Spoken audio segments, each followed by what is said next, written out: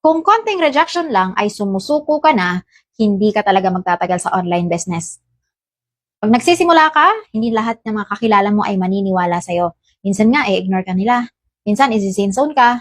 Yung iba dyan, magdududa pa yan sa'yo. At isang bagay dapat na meron ka is pagiging resilient. Kasi kung hindi ka matibay, ay talagang mabilis kang bibigay. Pero, kung kaya mo namang bumangon kahit ilang beses ka ma-reject, malayo ang mararating mo. Tandaan mo, rejection is not personal. Parte na yan ng process, kaya embrace it.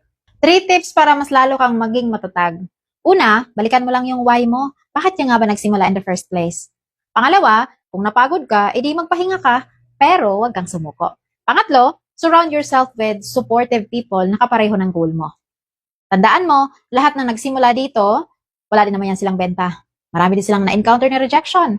Pero dahil hindi sila tumigil, nakuha nila yung success na gusto nila. Ikaw ba? Ano ba yung biggest rejection na na-encounter mo ngayon sa business mo? Comment mo naman yan sa baba.